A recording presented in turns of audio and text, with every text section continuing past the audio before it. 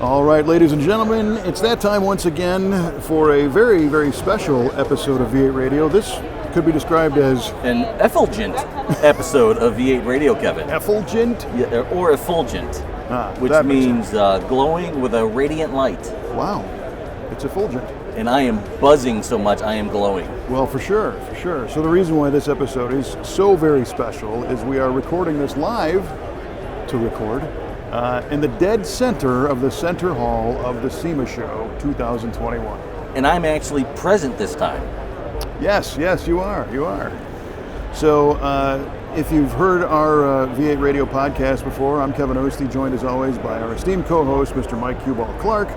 And we start every one of these episodes off with an automotive trivia question, which is why they came here. Exactly. So did you prepare, maybe not a special edition, but a trivia question for us? Absolutely. And I've thought long and hard about this one, Kevin. I bet. Uh-huh. All right, so I ask you, Kevin, what automaker was the first to offer seatbelts? What automaker was the first to offer seatbelts? Correct. And for a bonus, what year? Okay, I'm gonna say it was the 1948 Tucker. Ooh, that's nice. That's nice. That's my guess. You just came right at that. Final answer?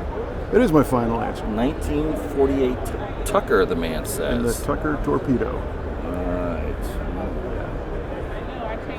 48 Tucker. And you know, just a few years ago, not 50 feet from where we were sitting, our friend Rob Ida brought out a Tucker I believe it was a reproduction body, but it was a Tucker torpedo on display at the Exalta paint booth right over there. Nice. Yeah, it was a teal green, and it was kind of a two-sided car. One side had big wheels and lowered suspension, and the other side had steelies at caps. Oh, how cool is that? Two different ways to do the same car. Very nice. Yeah, that was cool. It'd be neat to see some Tuckers on the road. Oh, a Tucker. A Tucker. Okay. I also have a question prepared. You ready? Yes, sir. See if I can get this right.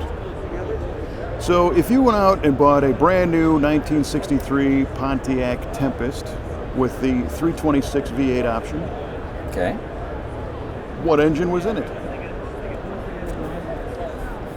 I have a feeling it's not 326. I don't know. Maybe it is.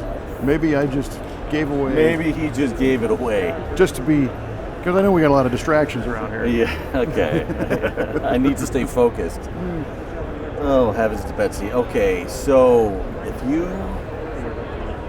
ordered a 1963 Tempest with a 326, what engine would you get? Right.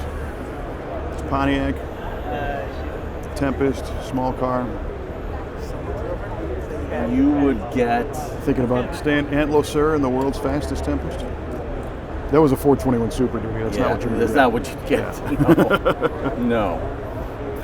Yeah, that Tempest was a cool car. It actually had a transaxle mounted in the back. Yes. That and the drive shaft was called a rope drive. It was flexible in nature, and it was manufactured that way to offer lower floor clearance or better, not a big drive shaft hump. So it's less of a hump. Less of a hump. But that doesn't answer the question. No. You would, okay.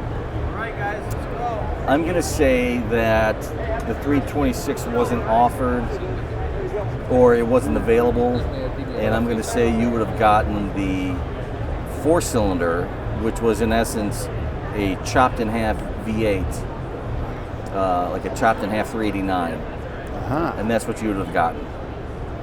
So the 4-cylinder. 63, you order up that 326, they say, but not yet. Not right now.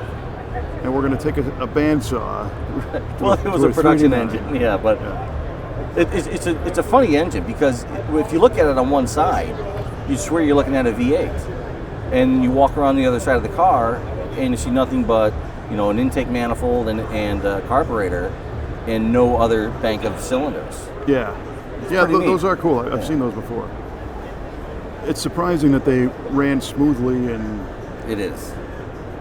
I've never experienced one of those running. I haven't either. I think I've heard one run once at a show. That's it. 4-cylinder. Were those exactly half a 389? That would be a 194 and a half? Yeah, something like that. We'll call it a 195. All right. We'll round it up. All right. Is your final answer? Yes, final answer. Duly noted. As I'm noting. Well, so here we are, folks. It's great to be back at the SEMA show.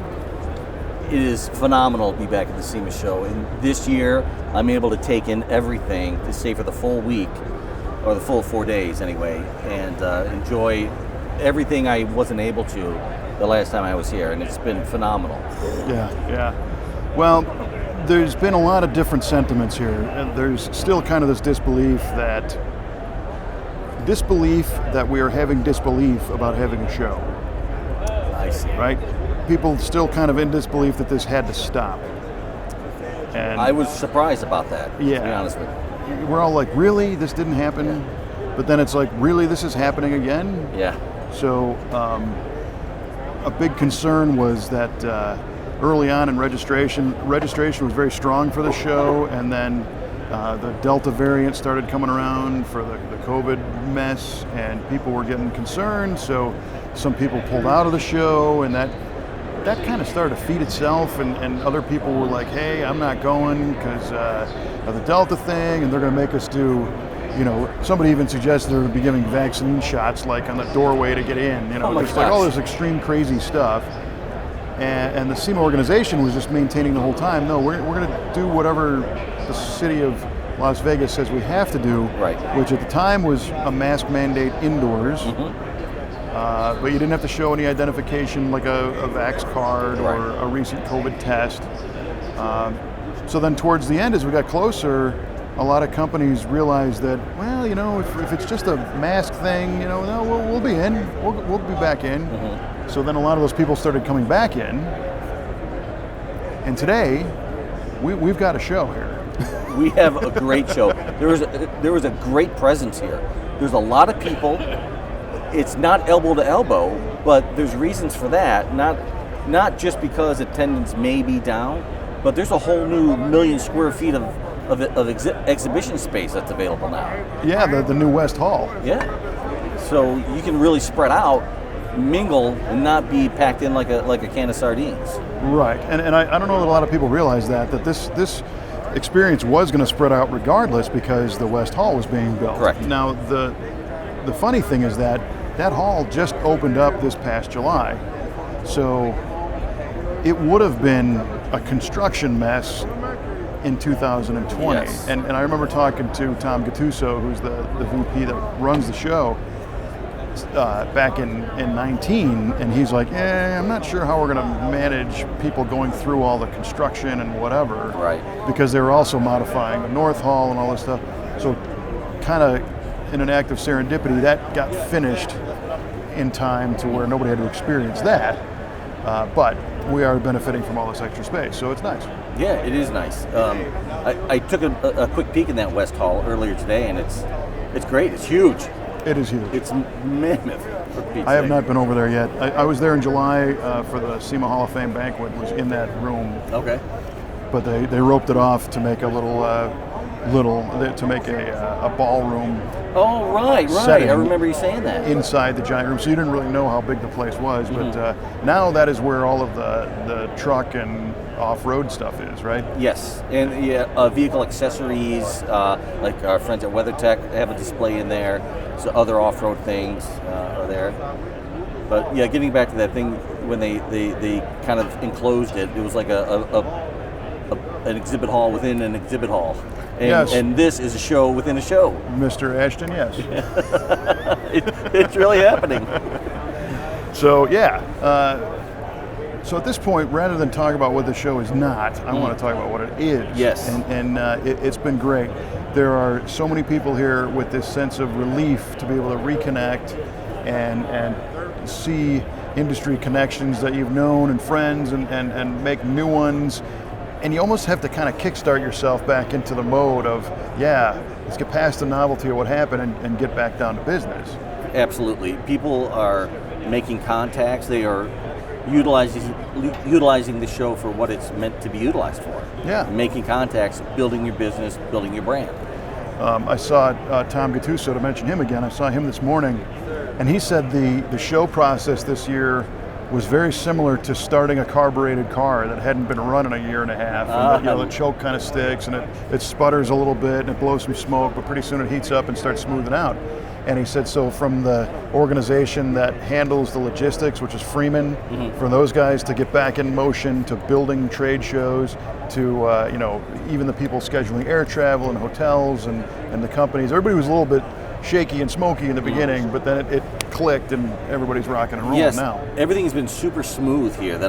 Anytime I've had to talk to a SEMA staff member, it's like, hey, how do I get here, or when is this? They've been able to tell me immediately. Everybody's been professional, on the spot. All the showgoers seem to be really happy. Yeah. And I think we've distilled this down to the people that really want to be here are here. Yes. And that makes for a positive experience. And I've seen a lot of regret online. People are like, oh man, I'm seeing the pictures, I'm seeing these halls are packed and these exhibitors are all there, and it's like, what did I do? But well, you remember how you feel now for next year. Correct. See you next year. Yeah. Another thing I heard today that was interesting, so I'm hosting the SEMA Central stage again through the whole week, and it's my duty to interview people from the SEMA organization and other notables and builders and whatnot. But this morning I had about 20 minutes with Chris Kirsting, who's the president and CEO of SEMA, to try to just, pick his brain and see, what the organization's up to, but also feelings about stuff. And he said that this show is going to be the largest trade show held in North America this year. Holy cow. Yeah. That's amazing. That's a heck of a stat. I did also read that this is the first full capacity trade show this year. Anywhere. Yeah. Anywhere. Yeah. I mean, it's on. It's on, definitely. So, of course, many people have a perception that have never been here that SEMA is a car show, which it certainly is. There's a lot of cars here, feature vehicles, display cars, show cars. Have you seen stuff that is turn your crank a little bit? Yeah. Actually, you mentioned it as we were walking out here to set up for this. The Mike Copeland's hydrogen-powered Chevy truck. That thing blows my mind. Yes. While it's blowing nothing but water out of the tailpipe. Right. Oh, yeah. And this is interesting because the SEMA show is always a place where you see new trends and new directions and new technologies and whatnot. And Monday night, before the show opened, I also worked the SEMA Monday Night Reveal, which is where certain builders and automakers get a chance to bring their cars across a ramp thing. We do an interview with them before they go into the show for the final time to get set up. And it was EV heavy. Yes. There were a lot of electric vehicles, right? And the hot rodding industry and the classic car guys have kind of this love-hate relationship with EVs. Like they just love to hate them, I think. Well, I think they don't get them quite yet, but it's a pretty significant change. Oh, it's a huge change. There's going to be a lot of pushback, and there probably always will be, but I think more people will start realizing what a benefit electric vehicles are. It's from a power standpoint. I mean, full torque immediately. Sure, there's definitely the selling points, and to me, and I think where people get a little bit testy is nobody wants to feel like they're going to have to do this. They're going to be forced. Yeah, I get it. They're going to outlaw internal combustion, and you're only going to be able to buy an EV, and I think that's the part that sucks. Because I think any genuine hot rodder says, oh my gosh, here's a way to make power instantly, like you're saying, and it's a whole new world of speed and fun. But it's like, as soon as you tell me I have to do something, I don't want to do it. Yeah, I get that. It's American nature. It is. And that's what it feels like right now. The environmentalists, which again, no hot rodder wants to breathe dirty air and drink bad water and die young. That's not the point. But the people in power are largely discounting the passion of people who dig this stuff, and it's a giant industry, and it's a lot of people, employs a lot of people. It's a lot of people's, it's what they live for. And for a government agency to say, yeah, you can't do it anymore. Well, that's not cool. No. So all of a sudden, all EVs get kind of thrown into that hopper of the enemy, and it's not really the car; it's everything around it. Right. And not to get too political, but that's why it's important that people read up and get their congressman to pass the RPM Act, which is very important to the SEMA organization and very important for hot rodders in general to preserve our way of life. Yes, and I think we're going to dive into that a little bit more in just a sec. So one of the things that came across so as far as the EVs that we saw at the Monday Night Reveal, the Hummer EV super truck, they're calling it. Oh wow! So it's a huge full-size Hummer. They brought the Hummer name back, and it's a GMC badge product. It's like 1,000 horsepower, and the EV world measures torque differently because they claim it's 12,000 foot-pounds. Oh. But it's not. In a gas engine, they measured at the crank, and then there's the torque multiplication that goes through the transmission and through the rear gears. I think the EV guys just take that multiplied number right away and throw it out there. So, but regardless, an incredibly capable machine that came up the ramp silently, which was a little weird. Yeah. For something that big, you would think it'd make some noise. And there's a sidebar on that because that truck was outfitted with dozens of accessories, but that were made by General Motors. Oh. So there's over 250 accessory parts for that truck available today. Oh my gosh. All made by GM.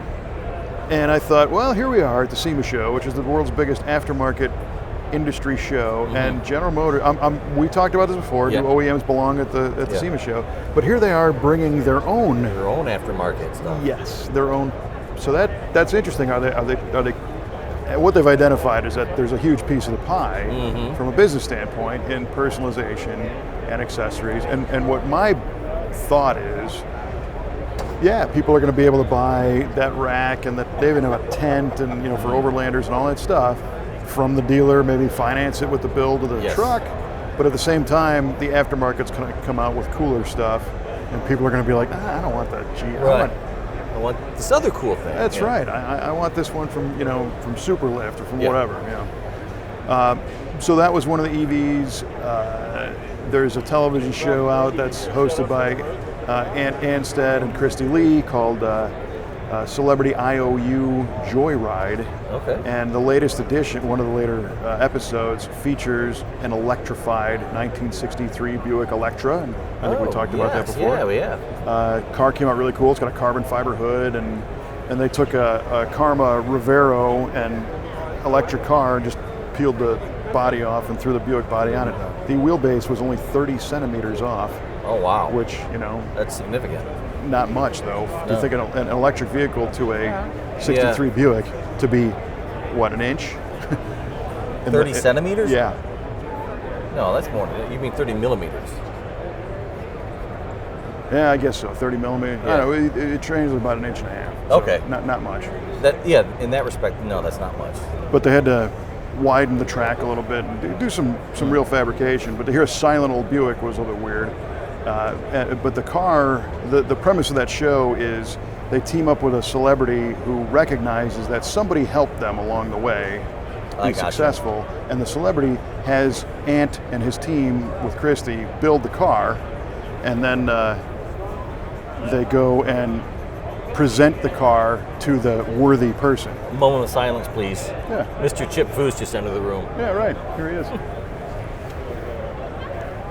And so here we are at SEMA, and where we're sitting right now is in the SEMA Launchpad display. And Launchpad is it's the automotive equivalent of Shark Tank. Sure. So it's all these entrepreneurs with new ideas that came out, and they presented them to a team of judges. One of them is Chip Foose, and it was a television series.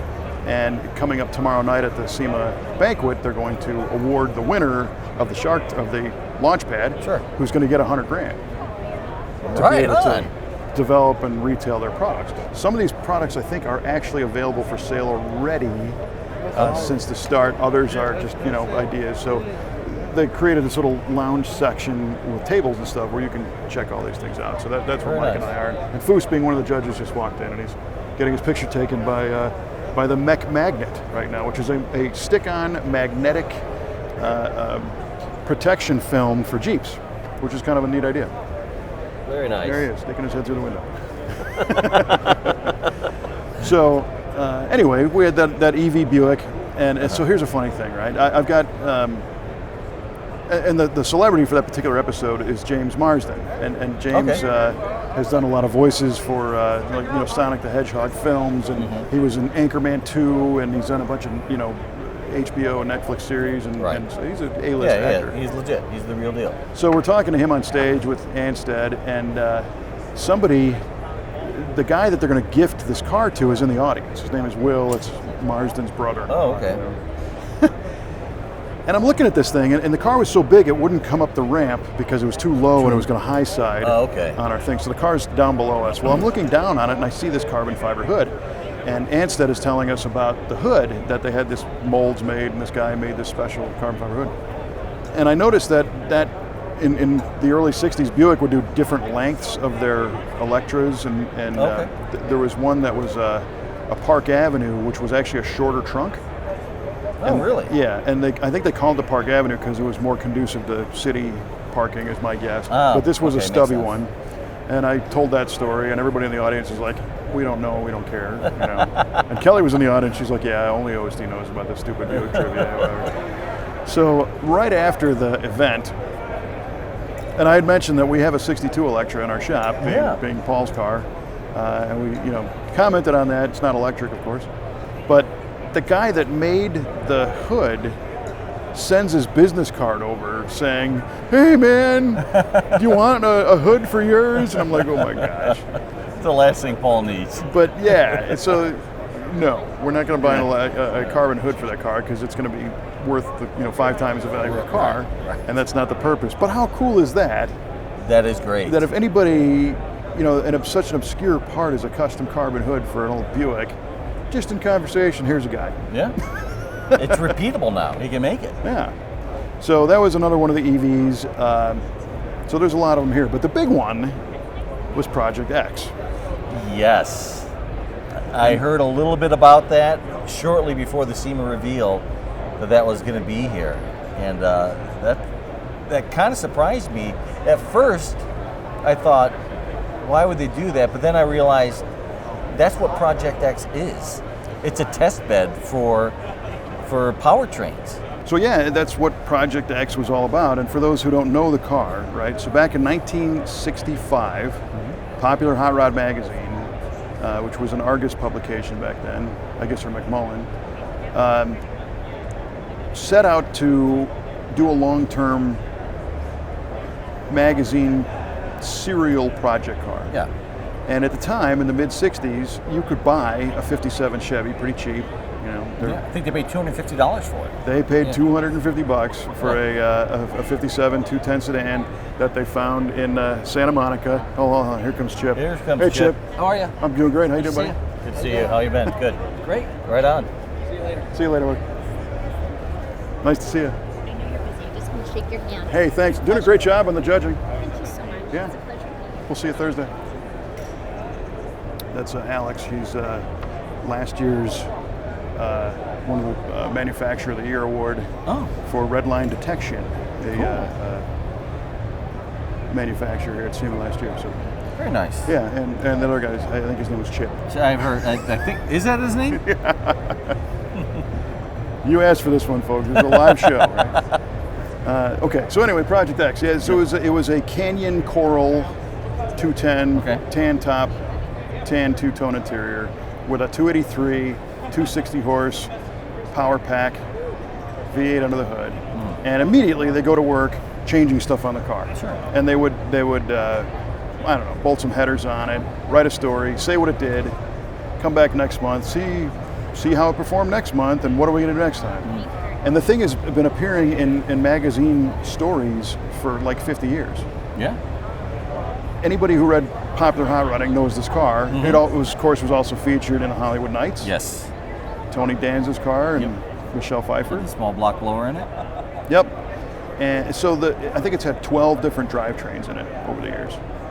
So, and it was neat because people would write in saying, "Hey, could you do this?" See, that's great. You It get was. audience input in that. Yeah, it was input. interactive before that was a word. Yeah. You know. So here we go in 2017, I think. It got restored because the life of any magazine project car is pretty rough. I bet. Yeah. Because in many ways it doesn't have an owner. Whoever's working on it is working on it as an editor, but they don't own the car. So, Sure. And they're up against editorial deadlines, and stuff doesn't fit. You know how the deal is.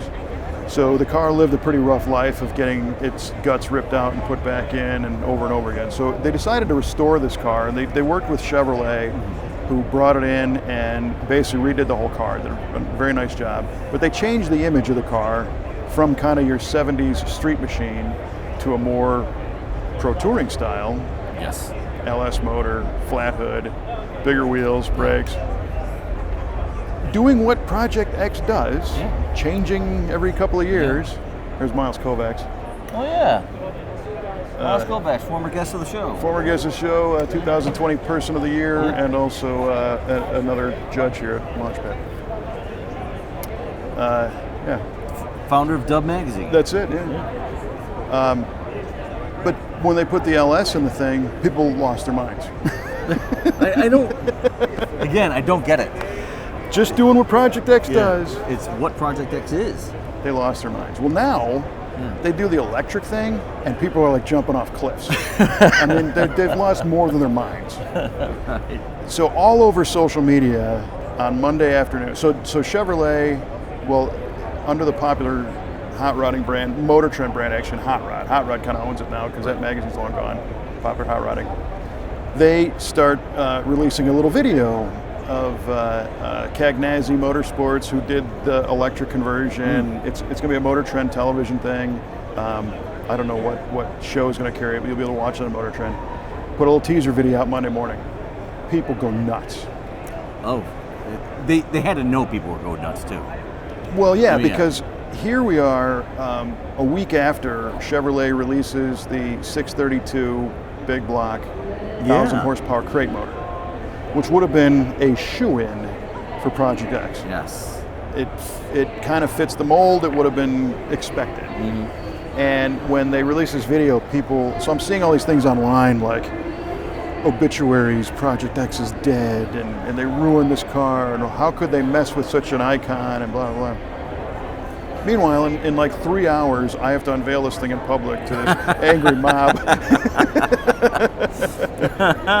Nice. And I got to walk the line, because I didn't build the car. Right. And I, as a host, you want to be enthusiastic about what's coming across. But do I like this? Do I not? Does it matter if I do or not? But it's got to be presented positively, but not too positively. What do you do? And I texted you about it. Yeah. And you're like, screw them. If they don't like this thing, it's If they don't like it, they don't get it. Exactly what I said. I said then they don't understand what Project X is about. You may not like it, but you have to accept that that's what it's meant to be. That's what it is. And people are too emotional over that particular car because it is an icon. It is. And people want to see. They want to see what they want to see. They want to see what they're used to and everything else. And that's the funny thing because, yes, so the LS or the small block guys got upset when they put an LS in it. And now the LS guys are upset they put an electric in it. And again, this is meant to change. Yes. And they're like, oh, they should restore it back to the way it was in Hollywood Nights. Well, it was already that. Yeah. Now it's time to be something else. We're moving forward. And I did see the blurb on that, and they said this is the last motor they'll ever put in it. But I don't know if I buy that because I think that what they meant was they'll never have an internal combustion engine in it ever again. But even so, I don't know if they're going to hold to that because things always change. Yeah. And there might be a little bit of marketing spin on that as well. Yeah. That's controversial. And the controversy got us talking about it on this episode right now. So, Yeah. I mean, there's that for sure. Yeah, they got us. Yeah. So the car comes out, it's dead silent, it rolls up the ramp, and Stephen Rupp, who's a tech editor on Hot Rod Magazine, he jumps out, as does a GM engineer who headed up the project with Cagnazzi down in Florida, I believe. And immediately kind of go into defense. Rupp does anyway. And he's like, look, this is something new. It's different, and who knows? Project X changes all the time. Next time it might have a Mr. Fusion in it, and it might fly. Right? So nice. Cool your jets was kind of his message, which was great. I wish I could remember the GM guy's name because he's brilliant. He's with their performance powertrain. And he said, this is some pretty high-tech stuff in this car. And it was not part of the Chevrolet reveal. It stood alone later. It was a little distance between Chevrolet and Project X. It wasn't shown as like a GM performance thing. It was its own deal. Oh, wow. Okay. And I later learned why, and it's because the technology in Project X is from the future. You cannot buy this today. No kidding. They are developing this right now. This is like beyond leading edge. And Chevrolet felt that if they roped it in with their other vehicles, people would start calling saying, I want to buy that. I want to buy it. Where's is the, that available in a crate motor? Exactly, an e-crate yeah. or whatever, and no, you can't. So they didn't want to mislead the public, and they wanted what's more experimental than that? Yeah. So he told a great story about that. And I kind of walked the line, and I had to realize I tend to take ownership of what I'm doing in those situations as a host, but I had to release that. It's not my car.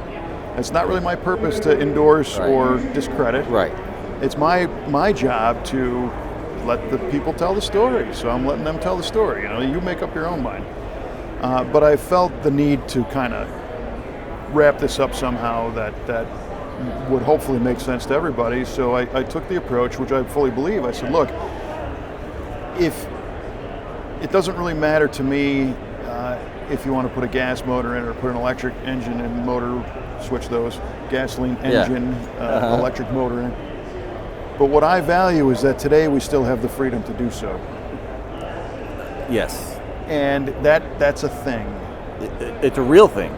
Yes. It's everything. Because there are those who legitimately do not want us to have that freedom anymore. No. And it gets back to mandating electric motors and whatnot.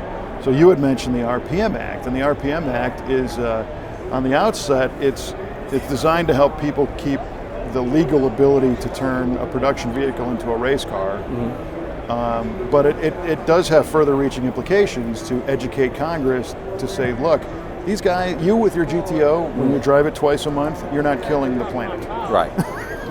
Thank you. Yeah. Thank you. You get it. Yeah, you can feel better about driving it. I don't think you could feel better about driving that car than I think about it. So as soon as people understand that we're a small faction, race cars in particular, and a highly well-tuned performance car, race car, is going to pollute far less than somebody's daily driver who doesn't upkeep it. Right. So I was talking with Chris Kirsting this morning about the RPM Act and about some of this other stuff, and I spoke with one of the SEMA lawyers, one of the guys that works in Washington, and I said, I've been seeing a lot of the RPM Act, but some of it almost seems like a promotional tool for SEMA. Some of it seems like it's like an in-house thing, just like a marketing scam. Tell me about it. And he's like, well, no, it's absolutely not. Yeah. It's just the fact that SEMA is so very much behind this, and they're promoting it so much because it's important. So at the end of the day, what's cool is that starting now, basically a couple months ago, SEMA is now doing individual memberships. Is that right? Yes. The first time in over 50 years, an individual can join SEMA. You no longer have to be a company, a manufacturer, really? or any kind of company. Sure. And the reason why they did that is to increase the volume of the voice that SEMA brings to Washington, right? So right now there's 6,000 or some odd member companies, and Congress looks at it and they go, yeah, we got 6,000 people, 6,000 companies on this petition, whatever. But there's millions of enthusiasts. So if you say I've got a petition here that's got 10 million people on it, plus 6,000 manufacturers, well now you got far more muscle. Yeah, a lot more bite. And the passion level is the same for everyone. You, me, the guy with the electric car, the guy with the truck, whatever. So I thought that was pretty cool, and I think that's something that's definitely worth sharing. So if you're interested in being an individual member, you go to the SEMA website, and there's a thing you can sign up on to do it. And I asked what it came with, and they said, well, it's $40, so it's not bad. No. And you get a free hat. And I said, you mean you get a $40 free hat? Nice. But it puts you on a newsletter so that you will get all the updated information. You'll get the petitions to sign. And you get to be a part of keeping this stuff available. So I want to dig into that a little bit about an individual being a SEMA member. Does that individual have to work for a aftermarket company or a manufacturer? It can be, if I work for a copier company. A copier company. Hypothetically speaking. Yeah, you can join. Then I could join. Yeah. That's huge. It's a game changer. And then those people could come to SEMA. So here's the thing. I don't know the depth of how all the far-reaching benefits. It is. Okay. Because this is a trade show. Yeah, that's true. And people pay, I think you pay more for different resources, sure. As you should. So like any SEMA member company today can go use the SEMA Garage, scanners and 3D printers, but you pay for them. But the privilege comes by being a member. Okay. So being an individual member, it might get your foot in the door to access some of the other services if you want to pay for them. But I don't know if it's a ticket into the show or not, and it's a great question that I should ask. Even if it's not, that's a game changer. That an individual can be a SEMA member. Yeah, and I'm just thinking the logistics, because in the biggest show that I think they ever had here was 2019, and somebody said there was 180,000 people. If we have 10 million enthusiasts with a golden ticket, this show's going to be just washed down the river, right? It's just but think about that: 180,000 people represented by 6,000 companies. Yeah. Well, so here's the other thing. You don't have to be a member to come to the show. Yeah, that's right. You just have to be a member of the trade. Okay, that's right. You got to be a working professional in the industry. Yeah, I misspoke. Sorry. Yeah. So there was more people than companies for sure, because people come here that are not a member company. And they try to sign them up to make them members, while they're here. But yeah, and PRI did the same thing. There's an individual PRI membership too for the performance racing industry, cool. and it's dynamite. So it's really great to see people are serious about perpetuating what we do and what we enjoy, and keeping our freedoms alive and available for us now and in the future. Because and by SEMA allowing your individual to be a member, it really gives them the opportunity to do something about it. People who really feel they want to do something, now they have an avenue to do so. Yes, and I think so many people really want to do something and have no idea where to start. That's a good point. I'm a guy in my garage. Washington's over there. These crazy politicians, I can't even reach them. They won't listen to me. Yeah, otherwise you're just screaming in the air, yelling at the cloud. Yeah. So now that's changed. So that's a huge thing, and is the presence of all these EVs, and I think there's 40 companies here displaying some sort of conversion apparatus to build your own EV. Yeah, I saw some of those. Is that the future? That's a whole nother debate, another discussion, because is there infrastructure? I think there's going to be a market for that. Well, I'll tell you right now, there are a lot of companies here displaying performance parts for EVs. Interesting. So the Ford booth right behind us has the Chen edition Ford Mach-E and a Mustang built by this guy Neil Chen, and it's full. The Mach-E is full of appearance products, different lighting, different wheels, different audio, all the stuff you do to any other car.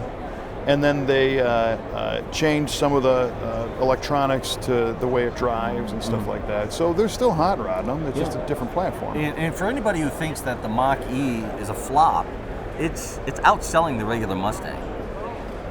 Is it really? Yeah, that was one of the stats they said during that unveiling the other day. Yeah. So, I mean, it's real. Well, so I think the cards were stacked a little bit in that respect because the Mach-E is a far more functional vehicle than a Mustang. You can fit more people in it, you can carry some stuff. Yeah. Mustangs don't, I mean, they sell a lot, but it's not their... But if the Mach-E was a flop, it was a flop, they wouldn't be selling. Yeah, and that's true. Yeah. Interesting. So speaking personally, I was pretty let down by the fact that Project X literally crept up and scared me as it pulled up on stage because I did not hear it coming. Well, that's interesting. I mean, that's the more prevalent that EVs are on the road, it's going to change a lot because you can hear a car coming. Yeah. You can't hear an electric car coming. No. Especially if it's slow. Right. You need like a human horn or something, like beep, beep, beep, and not like a full-blown get out of my way horn. Well, can you imagine like if Just everything something has like a reverse signal? Beep, beep.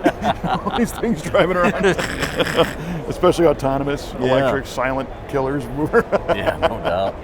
Well, and that part I don't like. I don't like the fact that they're quiet. I understand it, but especially if you go to a performance situation, if you're on a racetrack or you're on a country road and you're rolling through the gears, A, do you roll through the gears anymore? And B, to do it silently, sure, it's speed and it's handling and it's visceral, but I like the sound. That engine sound. Yeah, I do. I agree.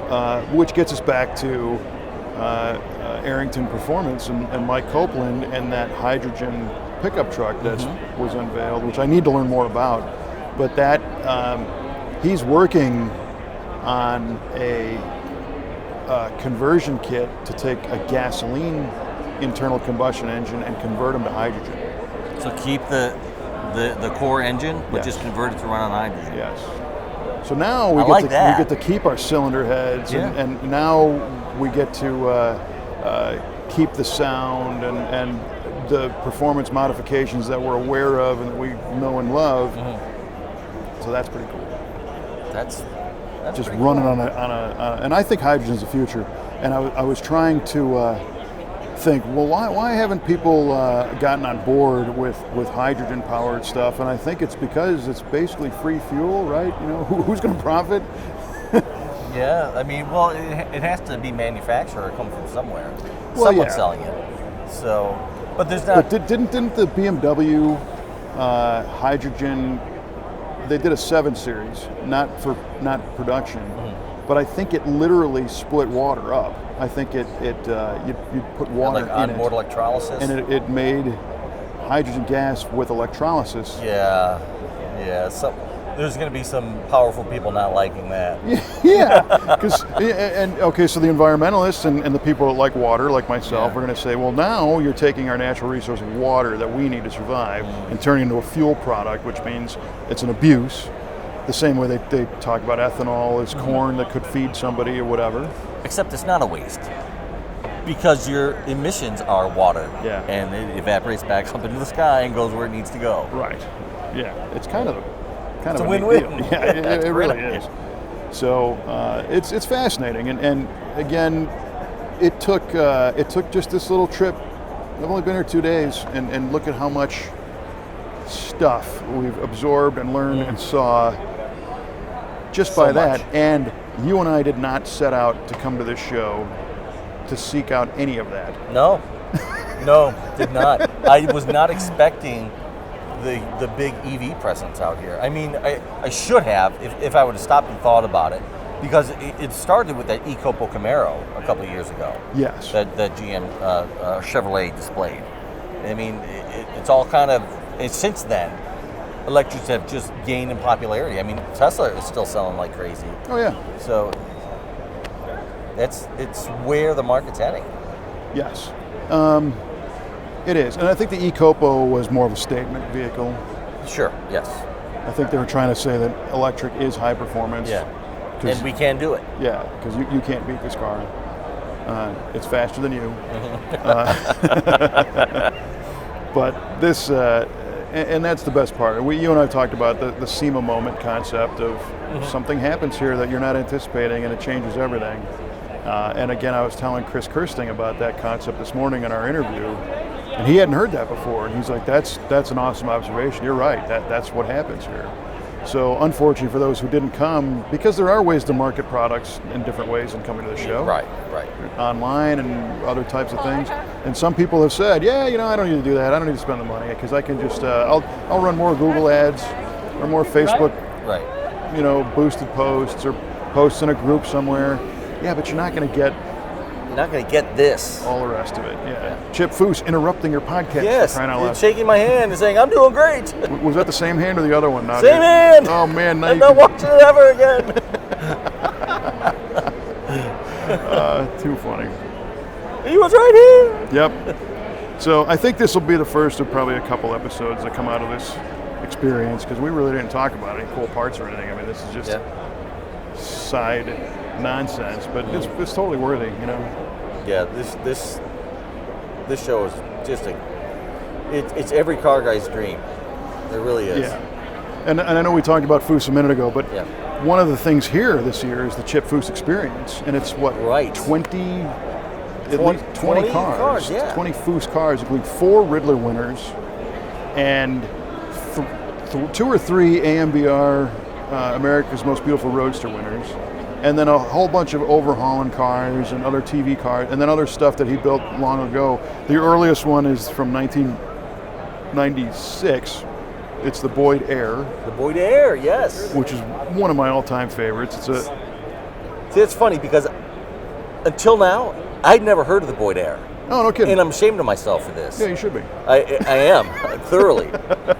What a great concept, though. Yeah, so he took a 59 Chevrolet platform and did it like a 57 Chevy. So it's the earlier car on a bigger big car chassis proportion. Yeah. So it's long and it's low and it's just killer. It is. And there's a fun trivia question there because I was talking to Chip about it the other day before the show opened, and he said, that we actually started with an Oldsmobile. We didn't start with an Impala. That's not that it mattered so much, but and that car he took it on Power Tour in '97. And it doesn't have a top, and they went over the Rockies, and it got snowed in. Oh my goodness! And then Jim Savis tells me he was a publisher of Hot Rod at the time. He was in a 32 Highboy cruising with Roy Brizio and another Roadster and Foose, and they went through St. Louis, and Savis and Brizio end up at a red light next to each other. So of course they rev the engines a little bit. They're getting ready to, who knows. They all get pulled over immediately, and Savis is up against the wall and oh my gosh, basically in bracelets in St. Louis. And he's like, yeah, ask Chip about that. So gotta ask him about that. But that's just awesome. One of the awesome cars that are on display here. So I don't think there's ever been 4 Riddler winners together. Probably not. And then there's at least 2 more here. So at SEMA Central is the 63 Chevy wagon that won last year. Yes. That's parked in front. I think there's another one here too. So for people who don't know, the Riddler winner comes from the Detroit Auto Show. The Detroit Autorama. Detroit Autorama, excuse me. And that is your top, like your overall winner, is the Riddler Award, correct? Yeah, it is. It's the most prestigious indoor custom car award there is. And that was after Bob Riddler? Don Riddler. Okay. That's true. And America's Bob Larrivee put the show on. Okay. I got my... Your Bob and Don's mixed up. Sorry, my head is swimming. Yeah, I can't keep it straight. And America's Most Beautiful Roadster comes from what show? That comes from the Grand National Roadster Show, which used to be the Oakland Roadster Show, and then they moved it to Los Angeles. It's in Pomona now. Very nice. So the top, winners, for sure. The Imposter, which is the shortened '65 Impala. Yes. That's here. Yes, I saw that. Yeah. Took a few shots of that. The Impression, the Grandmaster, Chip's own Ford pickup truck, the Hemisphere. Looks like a Hot Wheels car. It's a full-on custom. The Eldorad. Yep. Right. So Boyd Air was built at Boyd Hot Rods by Boyd, obviously when Chip worked there, and the Eldorad is kind of Cadzilla Part 2. It was a 48 Cadillac as well, but it was done in a convertible instead of the sedanette fastback version. And when they first built that car, it was maroon. And then it went to chip shop, and he stripped it and repainted it in kind of that imperial blue that it's in now. Amazing car. Just so for insane. sure. All of those cars are just mwah, with their finish and the craftsmanship and how everything fits and just how everything has changed. You don't even notice it immediately. That's how subtle and beautiful they are. And the creativity behind them. And so today I think a lot of people, Chip Foose, blah, blah, blah. And people think he's a sketch artist and whatever, a TV hero and all that crap. But when you look back at like the last 30 years to see the level of stuff that this guy has been turning out over and over and over again. Complete master. And then I've learned about all the charity functions that he's raised money for, and he's got a foundation he's working on right now. Nice. He apparently had a younger sister that died in '85, and she had that super rare disease where the progeria. Yeah. Yes. Where you age rapidly. Yes. Or seemingly so. And, you're 10 years old, and you look like you're 100. Yes. She was 3.5 feet tall and weighed 65 pounds or something, 50 pounds. So he's got a foundation raising money for that. Very nice. Yeah, I mean, it's pretty solid. The guy's, he's definitely worthy of all this recognition, for sure. Yes. And he's cool enough to come over and hang out with us every once in a while. Appreciate it, Chipper. Yeah, right, yeah. It's crazy. This event, it's something else. So. Yeah. He got a special award Monday night at the reveal as well. SEMA presented him with a special award Monday night. Just Kirsten came out on stage and went down the list of all of these things over the past couple decades that this guy's done. And in typical fashion, Chip keeps interrupting him, saying, "No, thank you for letting me bring my car here." Yeah. No, shut up, man. This is for you. And they presented him with a big crystal trophy, a SEMA award of recognition of some sort. That's real cool. It was. Man. So, we could go on for days, but I can't because I have to go to the Motor Trend stage and talk about something that I don't even know what it is yet. Right on. So we should get our trivia questions out there. Yes. Okay. Let's do that. All right. So I asked you, Kevin, what automaker was the first to offer seat belts? And you said 1948 Tucker. And now I'm questioning my answer because you might be right about that. The answer I had was Nash Motors in 1949. Huh? Well, but so I mean, I can see Tucker doing that. Well, that was one of the things that they say the other OEs put them out of business for, is by introducing seat belts. It planted a seed that cars weren't safe. Oh. And they're like, we can't have people saying cars aren't safe with this silly seatbelt nonsense. So the conspiracy theorists say that's one of the things that they went after him for. All right. Well, and that said, I'm going to give it to you. Hey, congratulations. Right on. Nice. Well done, sir. All right. He's a winner at SEMA and in trivia. It's only a special episode. Yeah. Okay, if you bought a 63 Pontiac Tempest with a 326 V8 option, what engine was in it? And you said it was a 195 and a half, four-cylinder, half a 389. Well, the correct answer, I'm sorry. I think that four-cylinder was available, okay? Yeah. Well, I know it was available. But if you ordered the 326, you actually got a 336.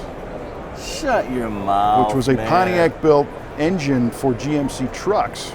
Really? Built from 59 to 62. But it was in a 63. For 1 year only. Dude. Right? Come on. Yes. Oh, gee whiz. For 1 year only, it ended up being in the Tempest.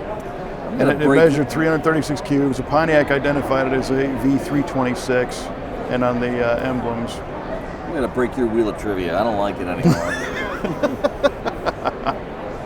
Well, you're in luck because the wheel has officially gone flat at this point. Right on. Out of questions. Nice. I did have one that you might have heard, and that was what automotive company has won an Olympic medal? Did you hear that one? You've said this once before. It was told to me yesterday. Was it? Yeah. by Aunt Anstead. Oh, our British friend. yeah, it's Lotus. It's Lotus. That's right. Lotus I heard it. made a bicycle that one. Yeah, because they made bicycles. Great question. Phenomenal question. Yeah. So. Yeah. Tell him he wrecked that one for you. Yeah. Well, we'll see how fried your mind gets. I might ask you that next you might time. ask. It's like, dude, I don't know, man. Duryea. I might have another Duryea question on tap. I don't doubt it. All right. Well, hey, listen, friends. Thanks for tuning in. I hope you enjoyed our little tangents here on a trip to the SEMA show. We're going to do at least another one more episode about SEMA. Cool. Maybe not from here, but when we get back, because there's so much to see and do. Thank heavens, there's so much going on. Oh, for sure. This great. Is outrageous. I love it. Yeah. All right. Well, if you dig this, click that subscribe button so you don't miss the next one. And for Mr. Mike Q-Ball Clark, I'm Kevin Ostie saying, hey, next opportunity you get to go to an awesome car event, go do it, because we've seen that they can go away, right? So take advantage. We'll see you next time on V8 Radio.